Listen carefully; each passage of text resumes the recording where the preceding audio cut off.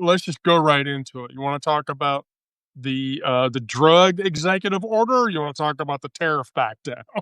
Well, I I know more. I'm more up to speed on the tariff back down, and I'll tell you, my number one. I was actually literally sitting there at 1:30 a.m. and a Wall Street Journal alert popped up on my screen and said, "Yeah, I started. I'd already been thinking about what I was going to write for the day, and bang, this thing comes out, and they said, oh, it just everything dropped down to 30 and 10%. And I'm like, well, okay." Let's take a look at what we know. And the first thought that went through my mind kind of had was in two parts. The first one was I want to know if you get a paycheck from the executive branch of the United States government, you work in that, and if you happen to do trading besides, your normal paycheck income, how many people yesterday between legislative and executive branch benefited today by the market, just poof, straight up, right?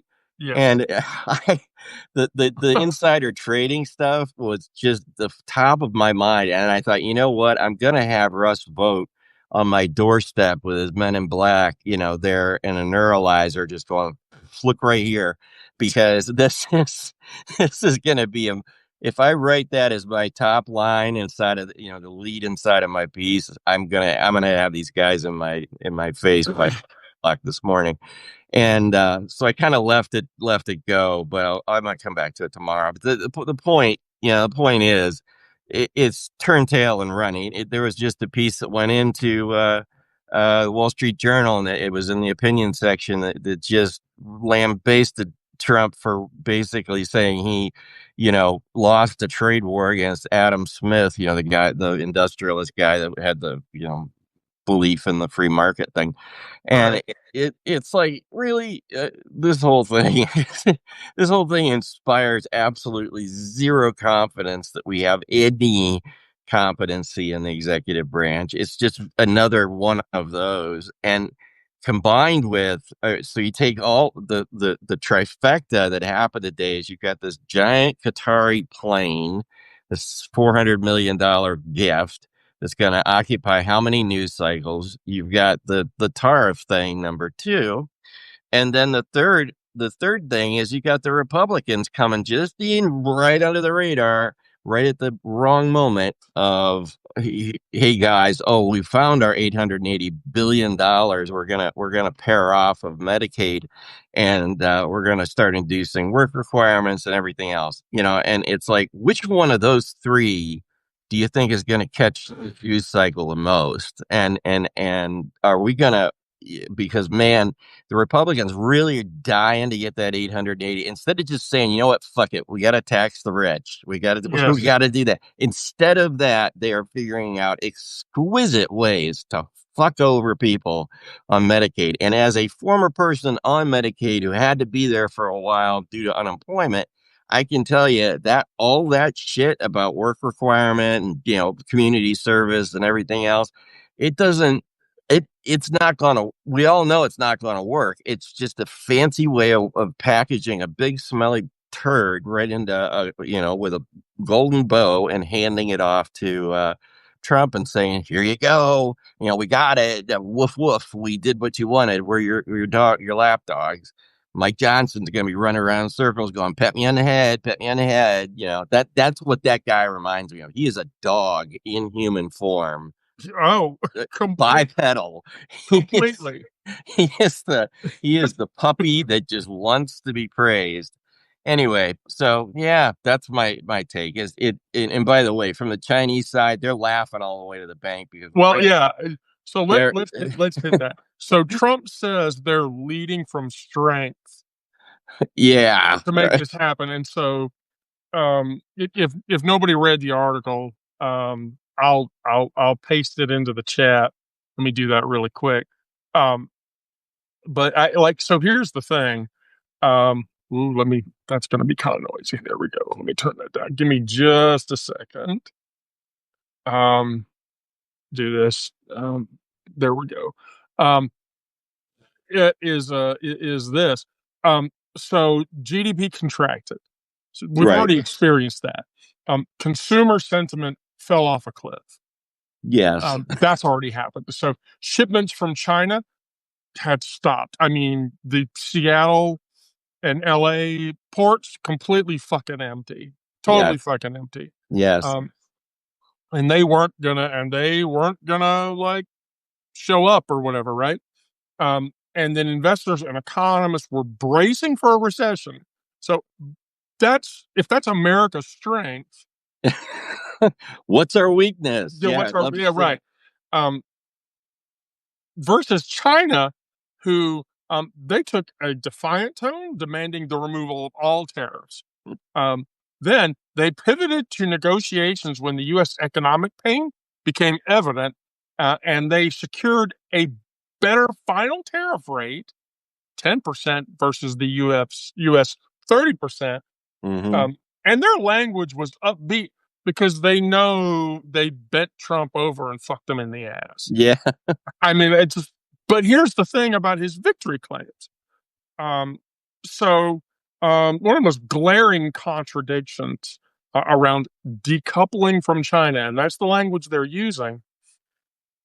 Um, Bissett claims neither side wants to be decoupled. Yet, analysts at Saxo Markets directly contradict this, saying the U.S. is absolutely trying to decouple. Okay. Right. Um, that's just fundamental fucking dishonesty. It It really is. is. Um, Yeah. the timeline reveals that it's desperation. Just last week, Bissett was managing expectations downward, suggesting that only de escalation was possible. U.S. Trade Representative Jameson Greer admitted surprised at how quickly the arrangement was arrived, and the Chinese delegation mockingly noted the U.S. eagerness with their commitment about if the dishes are delicious, then the timing doesn't matter. Well, I'll tell you, I'll only add to that That's a great summary, and I'll tell you, I appreciate that. The only thing I could add to it was I watched. Unfortunately, I watched a interview with Besant on Fox right last week. This was like Thursday or Friday. He got on Fox and Friends, and he said yeah, his whole riff was that, oh, we're going to happen to just be in Switzerland this weekend. And what do you know? So are the Chinese. And the way he talks, I can't stand it because it's like just such a wealthy, white, rich, yeah. But anyway, he says that, and he's like, "Oh, we're just happening, we're crossing paths. We're gonna have some sort of thing, and we'll be there. And if we chat for a couple minutes, that's great." I couldn't wrap my head around the reconciling of that interview, which I caught, and I captured it so that I've got it on record. because, Right. and then the other thing that I think you were alluding to, and is dead on, is that as the ports are emptying out, right, this week, if you think it through, I did catch, I have a friend who works for way down in the one of the lower rungs of the newsroom at ABC News streaming, and I contacted her and I said, "Are they getting ready to talk about the layoffs this week? Because you're probably going to dispatch reporters to different places around the country, different ports." And she got back to me real quick and she said, "You know what? Yeah, we are. We've already sent out like 5 correspondents to LA, like you said, LA, Seattle, the obvious suspects, right? And they're going to run these short segments on these the truckers who are going to get laid off this week." So burying that headline was going to be next to impossible. As soon as that comes out, if you don't have a response to say something, so I wonder how much, just like you said, like, they've turned tail. I mean, well, yeah, but on top of that too, the fact that it takes a ship 30 days. 15 to 30 days to circumnavigate. Right. So if the ship has to go to the East Coast, that's 30 days. If the ship has uh to go to the West Coast, that's between 15 and 16 days. That means there's going to be 2 weeks with no supply, with the supply chain cut off. Zero, right? Yeah, and they're going to find that it's going to. Yep. And the other thing, I don't know how many of the viewers recognize or would think of this, but just on that note, right now, even though we tend to think of Christmas as in December, Right, Christmas for retailers and manufacturers is behind now. them, right? Yep, exactly. And you hit it dead on the head there that it's right now, because if we don't start producing stuff right now, then there won't be there will be no, they'll have to move Christmas to March, of Uh, 26. yeah, Christmas and the supply chain for Christmas is officially fucked. Yeah, So we're we're still down to the $2 argument. So that's right. No, 5 pencils, damn it, not it's a fight. 255. Right. So the greatest indictment of Trump's approach is how it contradicts with his own campaign. So when he campaigned, he promised to restore American manufacturing, yet the tariff war has threatened U.S. manufacturing supply chains, which means manufacturing is going to get fucked over. He Right. promised better trade deals, yet he secured terms worse than pre-conflict arrangements. And then on top of that, too, he promised to strengthen America's global position, yet he created economic instability and uncertainty worldwide, but most certainly egregiously against the U.S. itself. Yeah. So basically, what Trump has demonstrated is not the art of the deal, it's the art of the squeal. That's a good way to put it. Yeah. By the art of capitulation disguised as victory, because he capitulated. Yeah. China demanded he bend over, Trump bended over. Yep. The pattern of behavior doesn't show strength, but a fundamental weakness and an inability to develop sustainable economic policy, which is fucking bullshit. Right. Um, an economist, my quote from the Commerce Bank noted that after every deal, tariffs applied by the U.S. and China remain significantly higher than before Trump returned to office. So Uh, uh, it's still fucked. And I don't. well, I Uh, want to, it just, sorry if I can interrupt you on that one oh yeah, point though, I please. apologize, but the one thing I am so dialed in on anymore is the way we talk about this, and I hope that the viewers can latch onto this thing, and that is that we always talked about, and mainstream media talks about tariffs in a way where it gets very thinly confused with the country of origin suffering the most, and it's actually the taxpayer here where if you ask the economic gods what the actual effective tariff rate is right now after these cuts from China, it's still at 26.1%. We're going to pay a sales tax, essentially a value added tax on every single thing we buy, amounting to about 27 or 26.1% right now. And that's to us. That's money that goes straight out of our checks, our paychecks, our whatever social security checks, straight back to the government and into their coffers. So it's a giant scheme. And we're still at 10% across the board on tariffs, but at the same time, it's good to remember and ask the question: why are we paying a 26% effective tax rate? When you do all the puts and takes, that's what this all comes down to. Is we will see prices hike and take out of our paychecks roughly 26%, and that's of our take home pay. And I have yet to see. I mean, Trump was touting his $1.98 gas that was somewhere on planet fucking Earth, and It's I never. have yet to see that. Yeah, it hasn't happened. It and it's like then somebody copped out. I think it was Caroline Levitt, who's one of my three least favorite people in the world right now.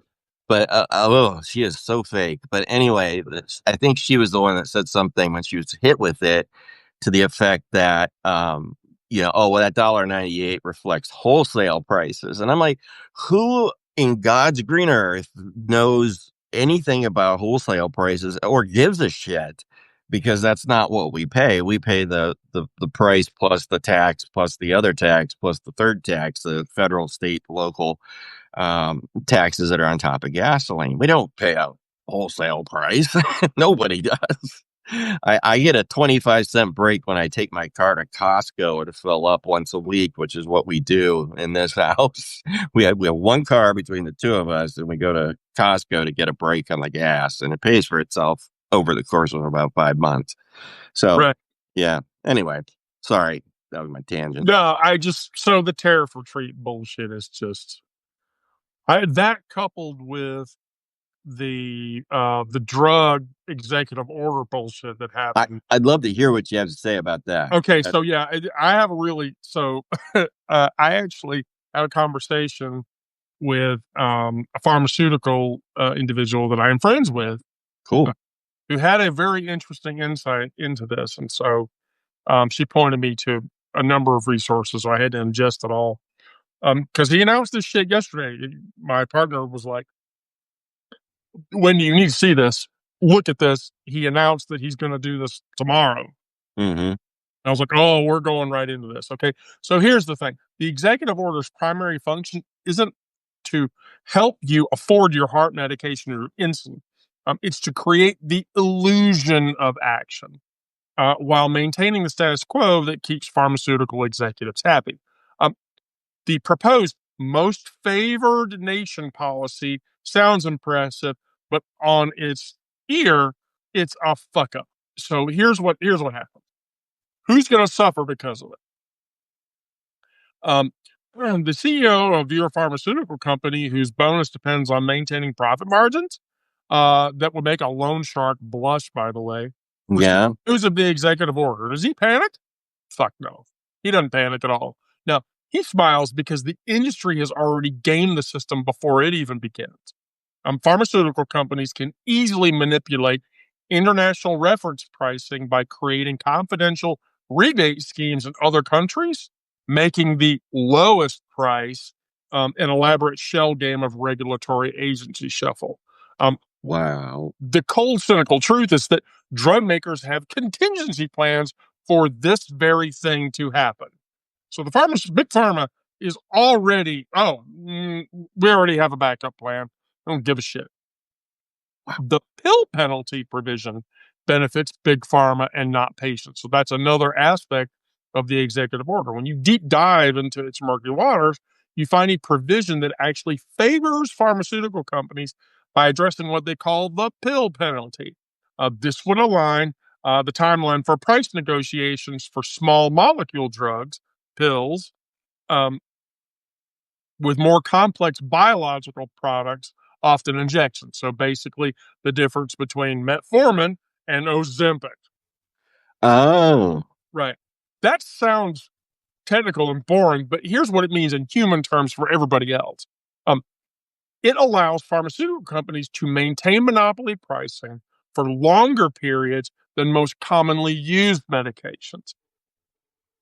Reuters issued a report uh, to the report of this clear industry win. Trump cannot implement the change through executive order because the negotiations process is outlined in legislation.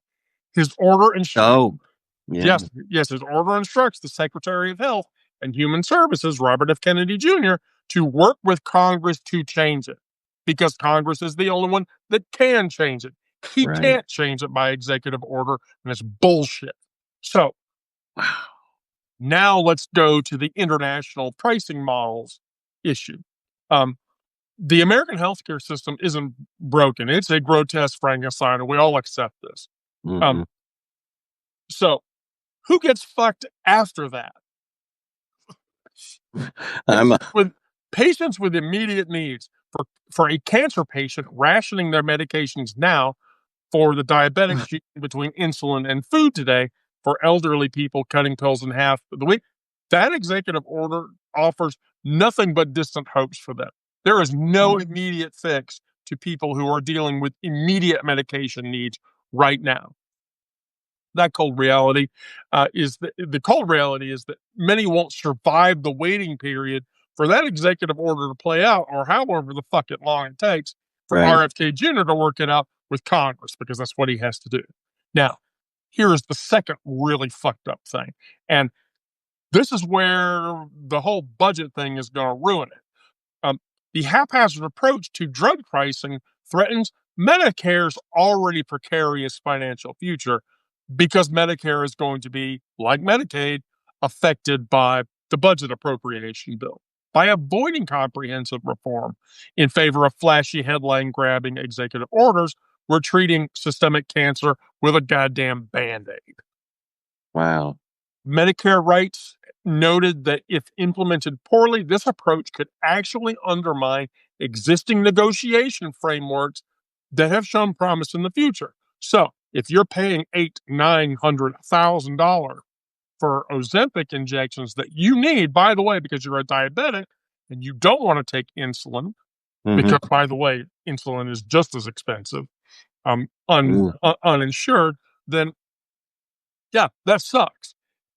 Medicare rights are a disaster. Now, innovation treatments for common diseases. This is where it sucks. Um, when pricing policies create perverse incentives, pharmaceutical research follows the money. They don't follow the medication, they follow the money. By potentially equalizing the timeline for negotiation eligibility between small molecule drugs and biologics, the executive order could push research away from those spaces, which would drive up the Mm. drug price, but also cease the development of drugs over the period of time. The sticky, uncomfortable truth is that this could mean fewer innovations for heart disease and diabetes and any of the other iterative number of conditions that would happen, because, as I said, the only way that research happens is when research is funded. And if research is not being funded by the pharmaceutical companies because of cost decreases and so forth of these provisions, that means research will leave. Well, that's a great point, Wendy, and I wanted to ask you too a question about that because I read somewhere. I don't want you to quote me on these numbers, but I read somewhere that like out of the cost of a total drug, right? That there's for most of the standard, talk about metformin. Uh, I'm just thinking of a couple. Let's just stay with metformin. That excuse me.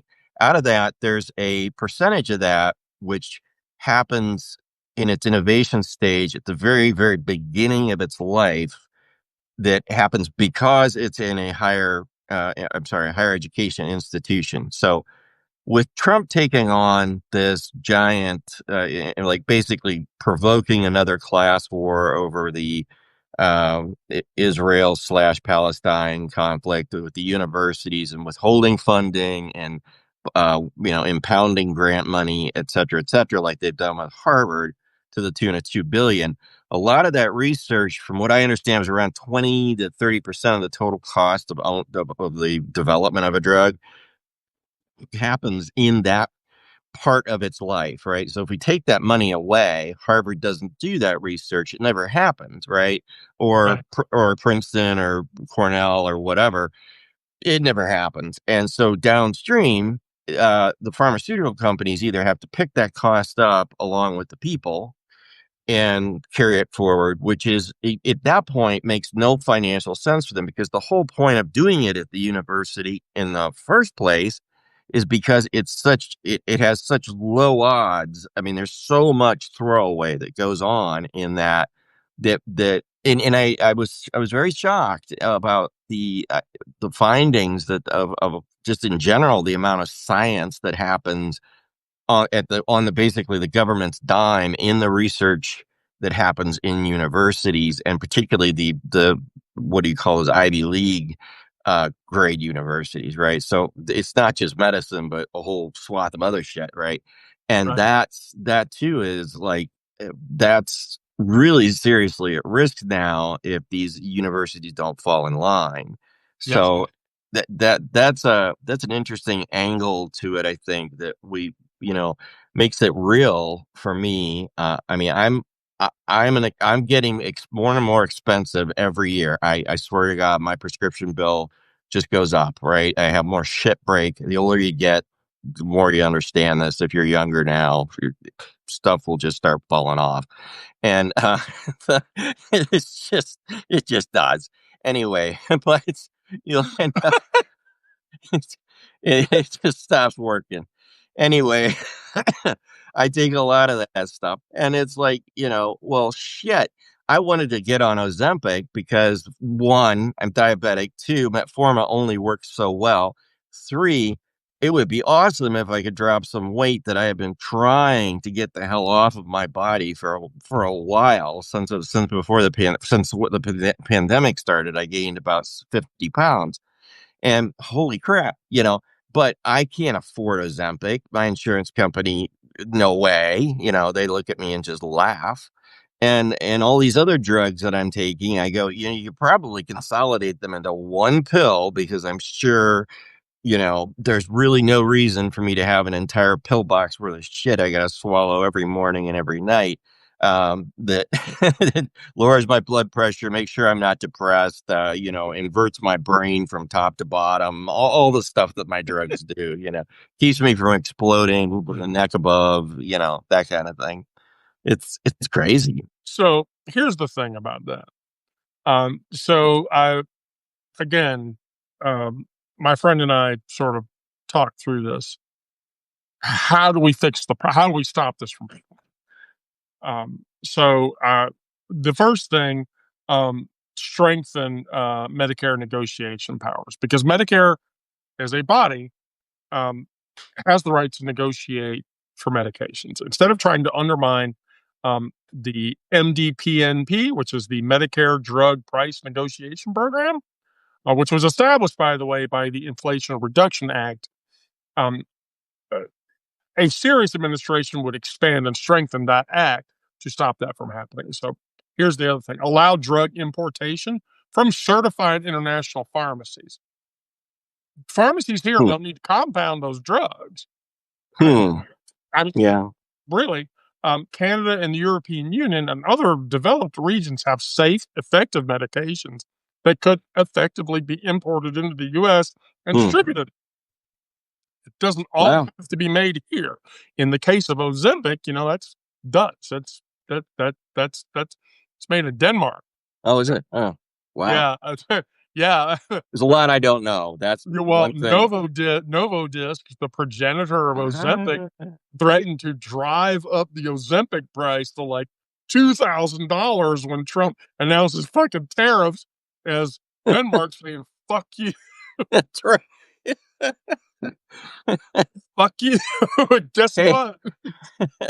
I'll tell you, on a personal note, a couple of years back, I was still living in Seattle. We hadn't moved here yet to Ohio, but in Seattle, I had this a great doctor. I don't know how I lucked out and found this dude, but he, I'd been dealing my whole life with um, extremely high. It's a genetic problem. I said high triglycerides, right? It's not cholesterol. It's the blood fat content stuff, right? And out comes this drug. He says to me one day in an appointment, a checkup, he says, like a 3-month checkup, he says, there's going to be a whole round of drugs coming out that are enzyme based. And I'm like, oh, what does that mean? And he said, well, Yeah. it's just it's a different way of looking at the human body that is finally getting through the research stages. And, oh, great. So I come back 3 months later. He says, hey, there's this stuff. It's called Repatha. And he says, you take it and it's designed for people like you with this condition that have high triglycerides. And I mean, I'm saying it's so bad that there have been points in my life where you could take blood out of my arm, look at the vial, and see the triglycerides on top visibly with your naked eye. And he says, if you take this stuff, it's great. It'll drop that straight down and you will no longer have that problem. And awesome. What does it cost? $10,000 per injection.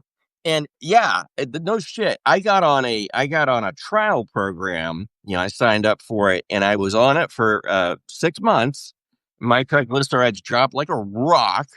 And Right. I injected this crap into my stomach. I was able like a pen thing and it zapped it in there.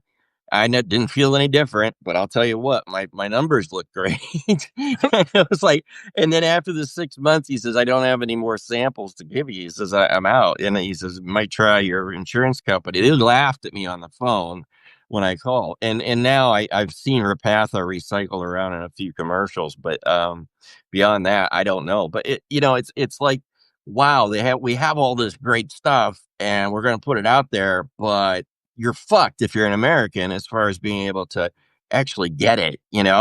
That's the insane frustration I have, is just that we the people pay for all that research up front, and then when it becomes commercially viable, they take it over into the Novo Nordisks and all those of the world, whatever.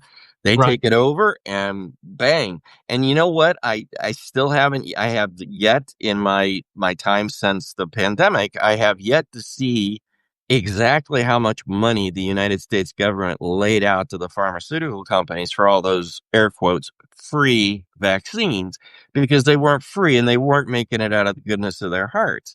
And I'm sure a bunch of executives in 20, 21, 22, whatever years it was, still being funded, made a ton of money along with shareholders, probably. I don't know. I don't have facts on that one, but I've waited for that, that day where I see the jaw dropper that we laid out $1 trillion in free exam, free free whatever the fuck, vaccinations. I am not a anti-vaxxer. I'm not a pro. I'm nothing. I'm just like, take whatever makes sense and don't Right. die. Try to survive another fucking day. That's my highest goal in life. So that's the thing. It's an interesting conundrum. So yeah, great way to lay that out there. I mean, that's Yeah. a I mean, honestly, it's not Trump's executive order. It's a failure. It's a yeah. miserable failure because Trump doesn't understand that the pharmaceutical companies are prepared to deal with it. And it's like, Uh, why put it out at all? As my there's a lot of this, right? It's not just this. There's 100 other executive orders, like, no more brown napkins, but you gotta go to we gotta go to white ones, or that kind of shit. We've got all kinds of law being, just written by an invisible ink on. I think it was, you said it a certain way, and I can't remember, Wendy, how you put it, but it was basically like, it's this disappearing executive order thing. It's why we have problems with the tariffs. Nobody can plan with this dippity shit, it could go away tomorrow, executive order stuff. You need law. You know what I'm saying? You yes. said it somewhere. I can't remember how you said it one day. It really, it's right there on the tip of my brain waiting to come out. But I will remember. But in any case, your point was, that when you put it all down in a executive order, whether it's pharmaceuticals or whether it's, how we're going to do tariffs or blah blah blah, there's just no end to the bullshittery and the fuckery going on beneath the I beneath the really surface. one of the things that I wish they would do is I wish pharmaceutical companies would stop doing patent abuse Oh, okay. because patent abuse is a real problem. But then on top of that, I wish pharmaceutical companies would stop doing pay for delay schemes because that drives up the fucking price. Um, Can you explain that for me? Because I'm not real sure. so yeah. Here, let me dig up my definition of that. Yeah. Um, and here we go. I, I I have a lot of notes. So do I. I know how you feel. That's why I step away from my computer to actually talk to you on this live, because if I had it right there, I would be over it. Right. So the way okay, here we go. So the way a pay for delay scheme works is it's an arrangement where brand name pharmaceutical companies pay generic drug manufacturers to delay bringing lower cost alternatives to Yeah. pump the price of the brand name. Wow. Okay. And they've been doing it for a long time. But here's the issue. The FTC estimates that these anti-competitive practices cost Americans billions of literal billions Wow. of dollars. Wow. pharmaceutical costs because they don't want generic drug options to be released. Um, Right. so I have a question, Rick. I know you're gonna know the answer to this. Uh, Give it a shot. Okay. oh, yeah, here we go. Because we're gonna have to get somebody else though. Um, with you on this. Hopefully, Wendy Parker will have gotten into it. Do you remember Marlene Dietrich? Do I? Yes. No, I'm sorry. I don't. Marlene Dietrich, really? Hollywood actress? No, that doesn't ring a bell right now, but it's been a long Oh, time. wait. Greta Garbo. You know who Greta Garbo? Oh, yeah. Yeah. Yeah. Okay, great. Okay. No, that doesn't ring a bell right now. Marlena Dietrich. Wait. Greta Garbo. You know Greta Garbo? Oh, yeah. Yeah. Yeah. Okay, great. Okay. Yeah, when you mute. No, that doesn't ring a bell right now. Marlena Dietrich. Wait. Yeah, Sorry, I was making a lot of noise. that's okay. So I haven't done one of these in a live yet, and I've wanted to for a while. And this one's fun. This one's really, really fun. So for someone who, Ow. yeah, this for someone who is as old as I am or older, um, this is a cool one to talk about. So today I published the history of Mercedes de Acosta, and if you don't know who that is, uh, I'll just tell you. She was a Spanish American poet, playwright, and costume designer in Hollywood. And this was way back, of course. But here's the thing: she was in Hollywood's golden age. So how this woman ever survived, if no one knows this, how she ever survived the Hays Code? Do either of you know about the Hays Code? Yes. Okay. Go ahead. Sorry. Explain for me. Okay, so the Hays Code was basically this law happened in the 30s. Conservatives got a hold of Hollywood and they freaked out about all of the queer, gay, and lesbian and gender fluid crap that was happening in Hollywood.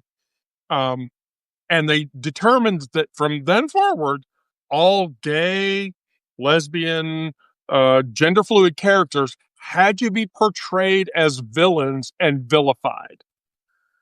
Wow. Really? Yes, completely vilified. Bad guy.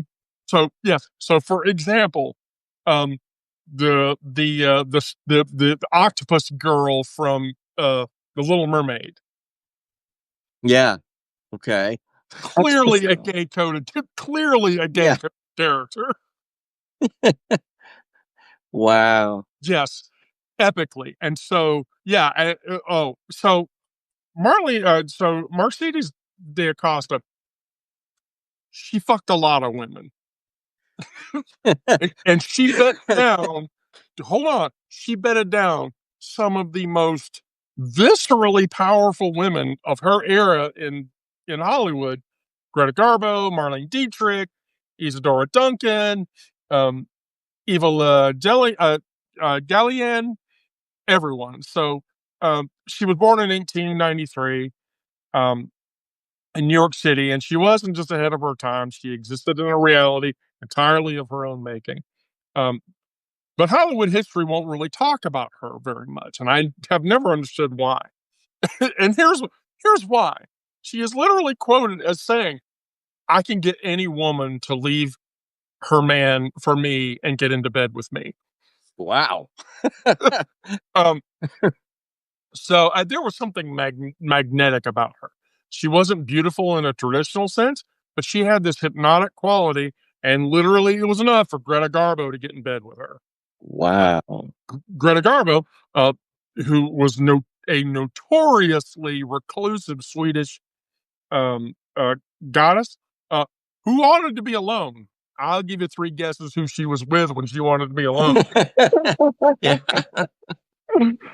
Um, years after Greta Garbo has left, they have surfaced letters that Garbo wrote to Acosta telling her that she was her dear one, and she tells her, "I miss you, and I just want to feel your embrace again." And so, versus Dietrich, who Dietrich was a famous German actress, um, fell hard for Mercedes in the 30s. Their affair was passionate, tumultuous, and Dietrich wrote many years later, "I can't wait to be in your arms again. The nights with you the nights without you are unbearable." So, Wow. Wasn't Marlene Dietrich a very, very intelligent woman? Didn't she do something else? She did something. Was that Marlene Dietrich I'm thinking no, of? no. I'm Oh, actually going to write. I know the one you're talking about. okay. Wait, was it Marlene Dietrich? It might have been. No, Wait. Hedy Lamarr. Hedy Lamarr. Oh, Hedy Lamarr. Yes, yes, Here's yes. Here's Hollywood trivia for you. Hedy Lamarr invented, wait for it, Bluetooth. That's what I was thinking. Yes, Bluetooth. What? Yeah. Google Yes. shit. I'm not kidding. Hedy Lamarr basically designed the patent for radar guided submarine torpedoes. Wow. Yeah. She did all Yeah. kinds of incredible shit. She's And very intelligent. and here's the thing. That's what Bluetooth is based on. Mhm. Wow. Wow. Yes, So, it is named for the king, Linda. You're right. yeah. Bluetooth was also a connector. Yeah. So, here's the thing. When Garbo was asked much later in her life about Acosta, she literally told everybody, "I was hers from the moment that I saw her." So nobody could resist Acosta's sapphic um, tendencies. And by the way, if you look at the article, oh my god, that picture, Yeah. I'm just gonna stay quiet. Um, Okay. in her controversial memoir, which by the way I have a copy of, "Here Lies the Heart," Mercedes describes her first meeting with Dietrich, where she literally says, it was is as if we had known each other forever." Or no, talking about Garbo. "It was as though I'd known her forever. The first time I spoke to Garbo, I asked her how she was. Um, 17 and 3/4, she answered. I asked to see, uh, she answered, I asked to see your movies when I was 17 and 3/4. I said, we both laughed, and somehow it was as if destiny had brought us together." So Garbo wrote extensively about her relationship with Acosta, and it was wildly disputed.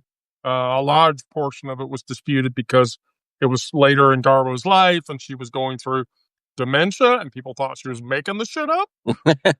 Yeah. No. Versus Dietrich, who in her autobiography came out and said that Acosta was too much woman for any woman to bear. Oh, wow. What a girl. Dietrich wrote about her sexual ambiguity as part of her allure. She had affairs with men and women both before and during her marriage. And when she met Mercedes in 1932, their chemistry was immediate. It was well known. And be aware too, this was really before the Hays Code had set in. The Hays Code didn't set in until 35 or 36. But Mercedes and Marlene together were like watching two expert fencers that were locked in loving and constant embrace with each other, each constantly trying to get the other hand, and enjoying their embrace immensely, as it was obvious.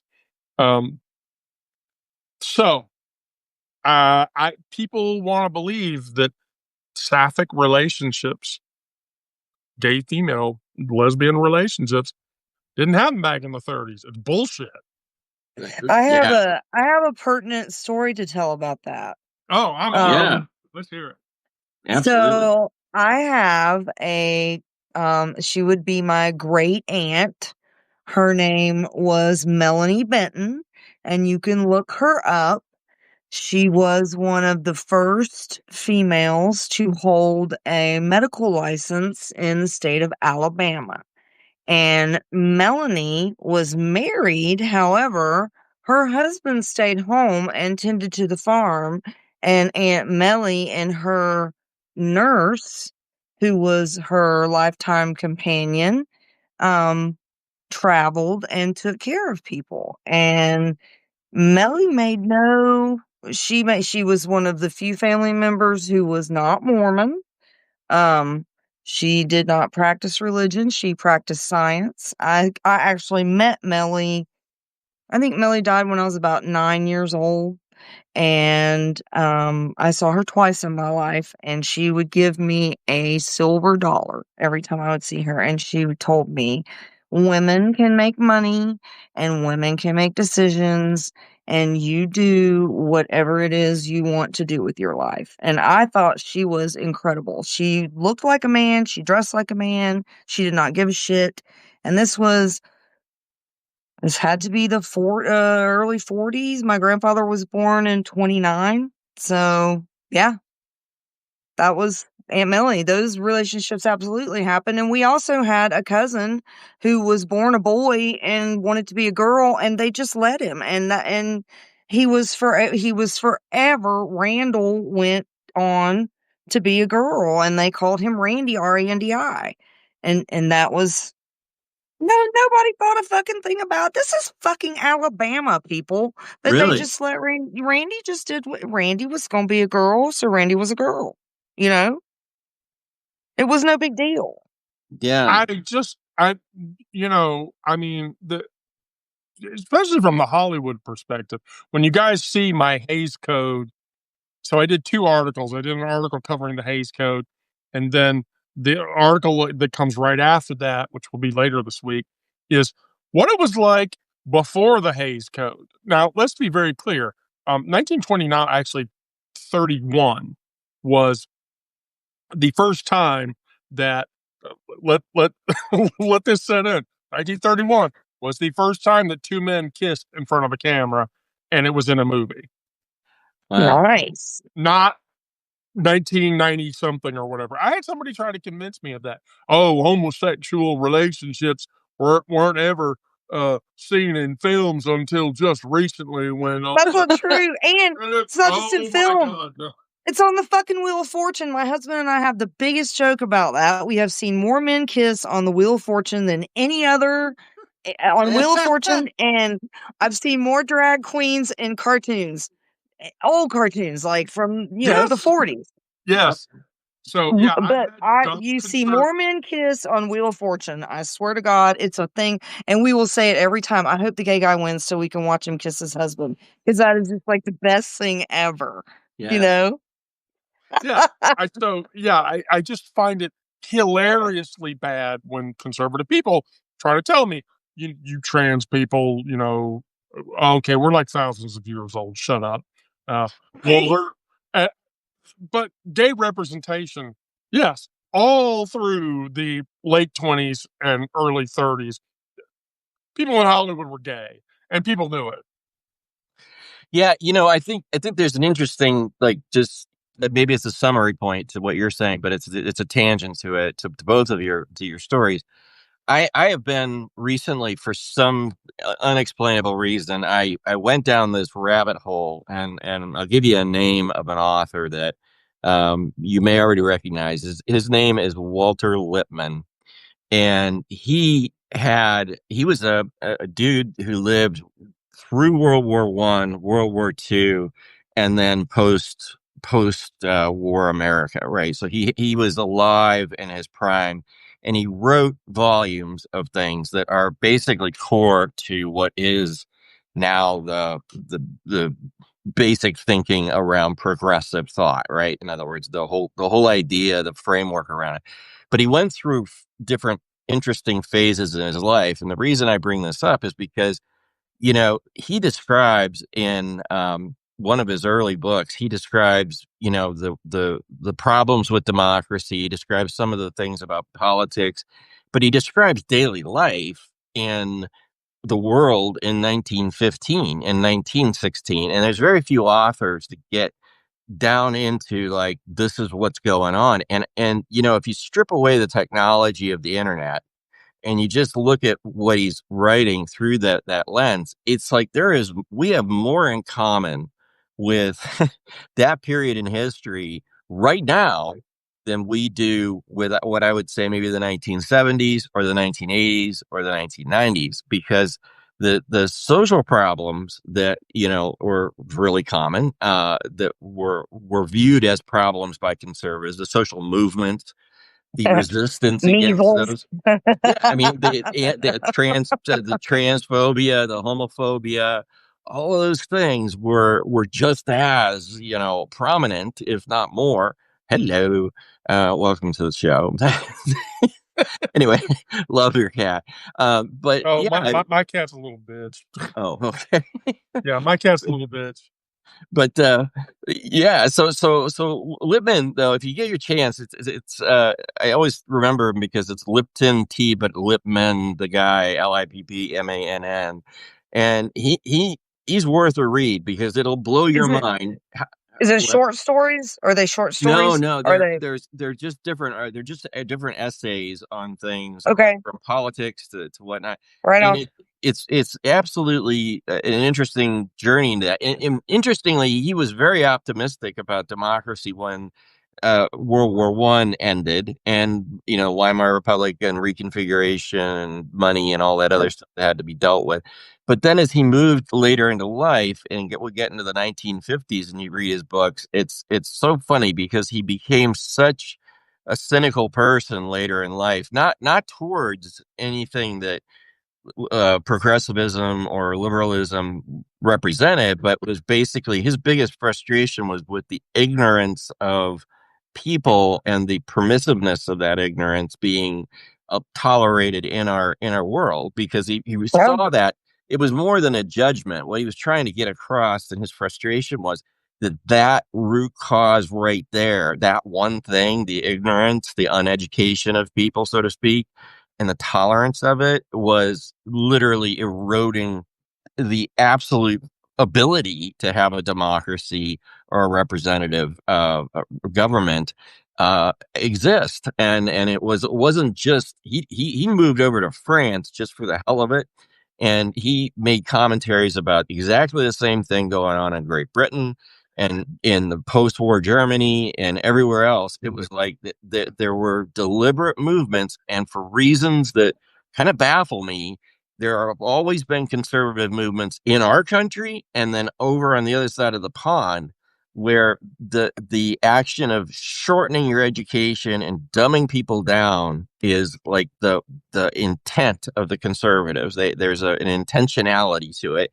And when I read for the first time, really, and connected some of the dots, that this wasn't just an American oh thing, my. this is a global thing, I was really surprised. So it's an interesting tale about how conservatives have really ratcheted down the idea of make sure that people don't get educated, don't get smart, keep them stupid, and you shall prosper if you do that. All you need is the Holy Bible. That's it. And Oh, you're good. gross. Sorry. I'm not happy with it. Well, Oh, it, esoteric to your response. Shelley and Byron were lover. Yeah, we all knew this. Percy Shelley and and and and Byron were both. Lord Byron. Yes, Lord Byron. Lord Byron. Yeah, but even funnier than that, and I can't wait for you guys to read this. My article about Walt Whitman. Yeah. Oh boy, Walt Whitman was really gay. He's a flamer, baby. Yeah. And Miranda is probably in the live. Where is Miranda? Yeah, I wanted to say hi to her. yeah, she's Working. yeah, I think she's hold on, let me ask her. I Uh, can't stay much longer. My presence is needed. We are doing harvest came through and it's all ready, and so they're processing tonight. And oh, I'll be baking later. Woo! Mm. uh, It's gonna be a long night, so I'm gonna pop out here in just a minute. But I wanted to say hi to everybody and thank everybody for all the recent love and all Yeah. that good stuff. I didn't mean to hijack the thing, but Not at all. I haven't no, been here no, in a not at minute. all. Yeah, May is a shitty month. We lost our son he was 21. We lost him 7 years ago to gun violence, and it's just really May is a terrible month. There's Mother's Day, and then his birthday, and then the day it happened is also in May. So it's all over with after May, but but May sucks. Getting through So, it, yeah. Yeah. so I'm trying. Yeah, well, hopefully I can be funny. I try to be funny at least a little bit every day. That helps. But Good for I you. wanted to let you guys know how much I appreciate you. Getting up and having these things to do that are important and to read and to know and to learn is it's a lifeline for me right now, and I appreciate it. I really, really do. Well, we love having. I'll tell you, I speak for I'm sure everybody here. We love having you here, and yeah, I love just having you around. That's awesome. Just How are you show guys up. feeling about the fiction? You like that? How you feel I about do. Lindsay Oh, Pasadena? Yeah. I'm telling you, yeah. Okay. Okay. Do it. Thank you, Linda. Yeah. I have to say, it's refreshing, because when I write chapters or publish chapters of The House of Pain, those are really I can't read through those things without fucking crying, and Yeah. so Well. yeah, and then this one over here is publishing. I'm publishing chapters of her book, and people are reading it and they like it. I'm like, oh fuck yeah, okay, great. Yeah. I like her stuff. She's doing great. The character development is great. I develop great characters, and then I lose my story. So I'm kind of hoping you guys will keep me, right there Yeah. with the story. I love the character. I'm a character. I like the characters. They're fun. So, but yeah, I enjoy that. Is she gonna say hi? No. No, she's not. She's too chicken. No, she's gonna walk over here. See, keep reading her shit though. Yeah, But for sure. No shit. yeah, but so Wendy, you actually like it. Oh, I do like it. I like it a lot. I like the characters a lot, and anything about a bookstore is tits. I'm good with that. There's a certain trope that I'm really drawn to. Has anyone read A. Lee Martinez? Are you familiar with him? Oh yeah. So if you just want some brain rot to run through and read real fast, Ailey Martinez is beautiful. It's great work. It's hilarious. It's smart. It's based on really a lot of them are real character, real story. Anyway, that's kind of my vibe. I really like that. She's doing that in a much more adult way. And it's very nice. So she needs that encouragement because you think nobody reads her shit. And I'm like, oh Yeah, well, it's hard, and it's hard to let those babies go. I've been sitting on my giant killer for so long. I mean, so long. But I got to get her out. She's good, and I like the characters. There are more to come. Wait until they get to hell. It's awesome, but that's coming. No, really, Wendy, I think if you didn't do it, you would be it would be a disservice to you. I think you need to keep doing that. Well, thank you so much. And for as long as you publish those, I will keep cross posting them to the domain. Yeah, thanks. I appreciate that. That's good stuff. I'm gonna pop out and go make some. I've got the recipe for the cookies. They're called Elvis's favorite cookies, and they have banana chips, peanut butter chips, jelly, and white chocolate chips in them. Awesome. And a little special butter, but they're gonna be so good. That's awesome. Very good. Well, I'll catch you guys tomorrow night. I should be a lot less busy. It should all be done by then. If I'm not dead tired, I'll catch you guys then. But it's always great to see everybody. Good hanging out. Oh, always a pleasure, Wendy. Love you. Be safe. Absolutely. Love you. Thank you. All right, Rick. Yep. Let's bring it down. All right. Rick, stay safe, brother. Yep, you too.